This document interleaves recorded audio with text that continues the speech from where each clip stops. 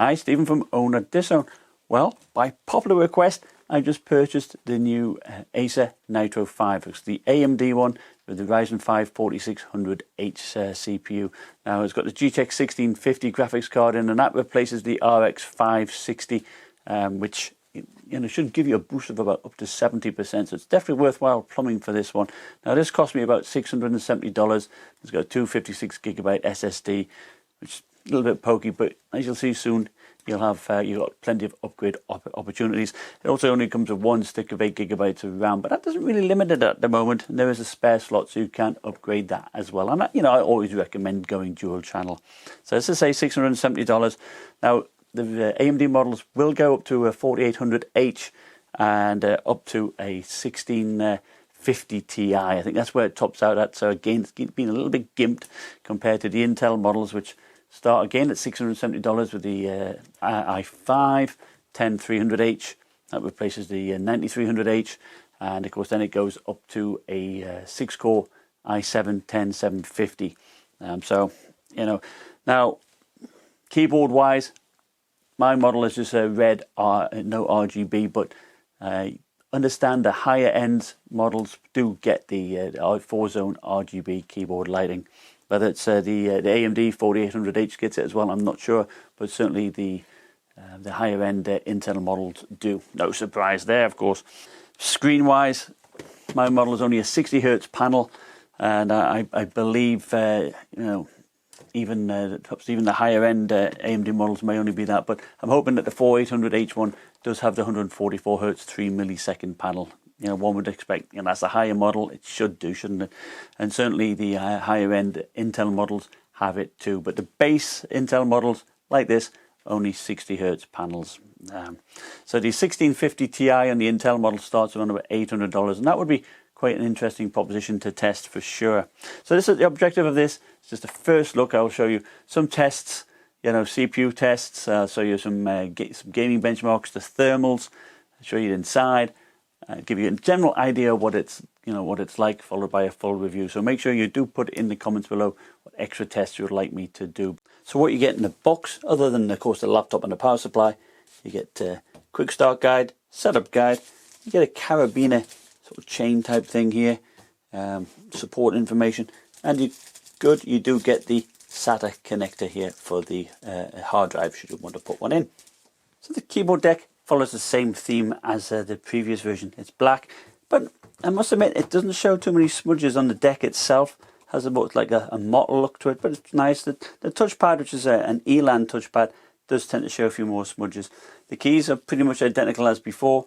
You do have the separate volume controls and the screen brightness options here, and the WASD keys are highlighted in red. Now I understand might just be the Intel model where you have 4-zone RGB lighting and these keys are highlighted white, but certainly this is the AMD model and this is what I get. And of course on the right hand side you have the number pad with the NitroSense software button, which is great. One touch gets you into the software to alter the power profiles and the fan control. The power button is located up here, but it's a nice clean look and the keys are pretty decent as well. And considering this is an Elan touchpad, it works fairly well actually.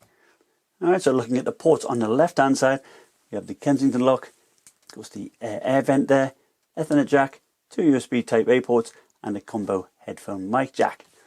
So on the right hand side, we used to have an audio jack here, so it's good that that's been moved over to the left to keep it out of your way from your mouse hand. Also, there used to be a power port here on the right, again, would either block vents or get in the way of your mouse hand. So glad to see all that's moved now. So we have the air vent here, HDMI 2, a third USB Type A, and a USB-C port, which can't be used to charge a laptop, I'm afraid, but still, it's nice to have there. So as you can see around the back, the power port is moved here, so that's great. And you've got, Nitro written here on the back, and it's actually quite nice.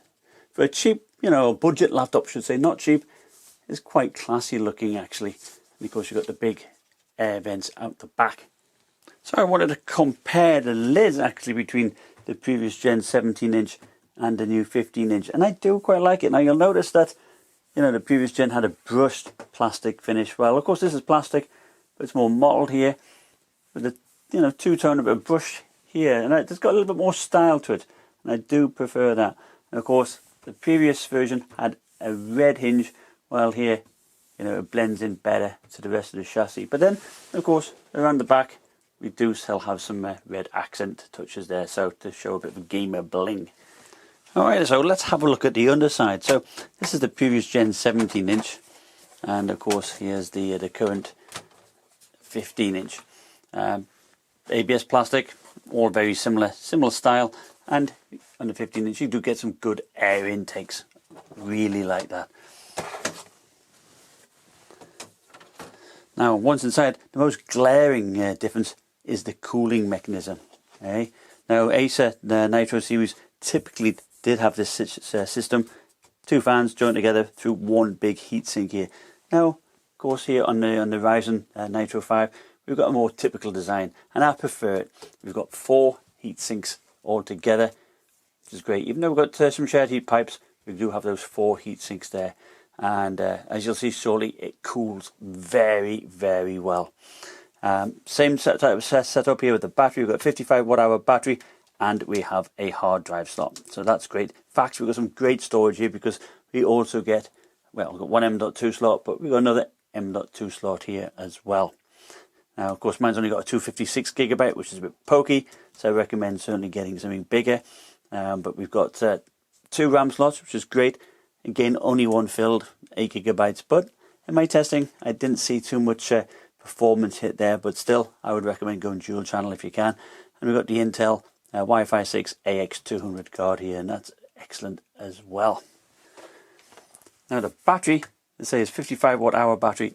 I got 10 hours. Yes, that's right, 10 hours streaming YouTube at 40% brightness. Fantastic.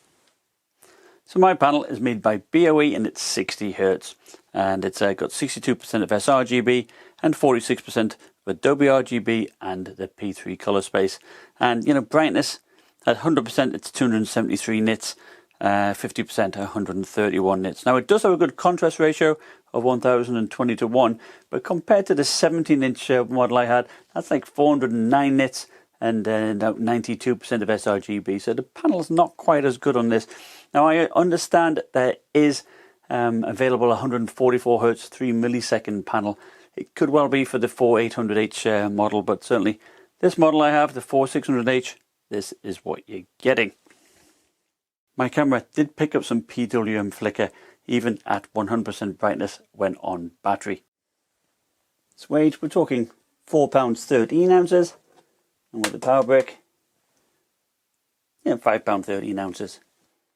So running the Blender benchmark, the CPU, the 4600H, actually is holding a fairly decent boost clock, you know, about 3600 megahertz. Now this is a long test, it really is, and it really does stress the CPU quite a lot. Now of course you can use the GPU for the render, but I'm using the CPU here, and let's have a look at the temperatures.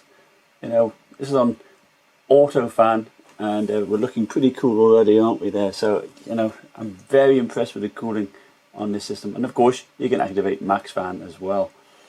So the NitroSense software is pretty decent, and it shows you the fan speeds. You can actually alter the fan speeds of each individual you know, the CPU or the GPU independently, so that's nice. So it's good to see, you know, the fan speeds here. So let's crank it up to max fan and see if the temperatures come down. So activating the max fan actually has led to a bit of a clock speed bump, so that is pretty decent. The temperature, it did dip down to 59 degrees and it's gone back up as the clock speeds increased. And let's have a look at the power. You know, we're looking at about 35 watts. So it was at 30 watts before, and with the clock speed bump about 35 watts. Hey, but can't complain. Very good performance. Here's Far Cry 5 using ultra settings, and you know, I got at the temperature at the bottom there, the CPU temperature, 72 degrees. So you know, the 4600H is running well, and you know, Far Cry 5 does push the CPU pretty hard. The GPU is at 61 degrees and it's holding a nice boost clock as well. So all in all, pretty good. The watts on the CPU there, you'll see it's showing us like 24 watts, and the GTX 1650 about 50 watts. So not bad. Yeah, very impressed. So now a glimpse of Shadow the Tomb Raider highest settings, DX12. And you know, I'm very impressed. CPU 60 degrees Celsius, and the GPU as well at 60 degrees. So all in all, you know, it's running pretty well. I like it. Comparing it to the Aorus 5 shown in blue with the Intel i7 9750H, which is a comparable 6-core CPU, and the same GTX 1650 GPU, we see the same performance at ultra settings. But there's a definite trend towards the Intel system as we lower the quality settings. Now note also how the minimums on the Nitro 5 stay about the same. And this does suggest to me that the single channel RAM is causing a bit of a bottleneck. So for the review, I will test with dual channel. In Shadow the Tomb Raider, the effect of single channel RAM wasn't as noticeable, although the inbuilt benchmark doesn't show minimum frame rates. Certainly, this is something to explore further. And although I will be doing a separate CPU performance video, I wanted to give you a glimpse of what the Ryzen 5 4600H can do. In Cinebench R20, it did great. Again, I compared against the 9750H in the Aorus 5, and it had it well beaten. Note also the CPU temperature recorded during the run, 68 degrees for the Ryzen chip versus 85 for the Intel chip. Now granted, the 9750H can score better than this, even into the low 3000 mark, but it takes much more power and cooling to do so. So what do I think? Well, my first impressions are pretty good. You know, first off, it struck me, battery life, 10 hours.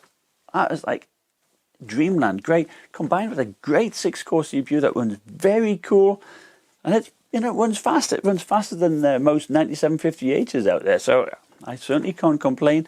The 1650 performed bang on par pretty much with, you know, with dual channel systems that I've ran with the same GPU. And I think the build quality, I think it's fairly nice, you know, for a budget laptop. It's much better looking than the Dell G5. You know, it's a bit more subtle now. Yeah, it's not, I mean, you do have some red bling to it, of course, but it's a little more subtle than before. So I think generally I do like it. And great fan control. You know, I mean, you know, you can alter the fans of the GPU and the CPU, but to be honest, auto fan, it ran cool. Anyway, thank you for watching, and remember to subscribe, you know, for the full review, and I'll see you next time. Bye.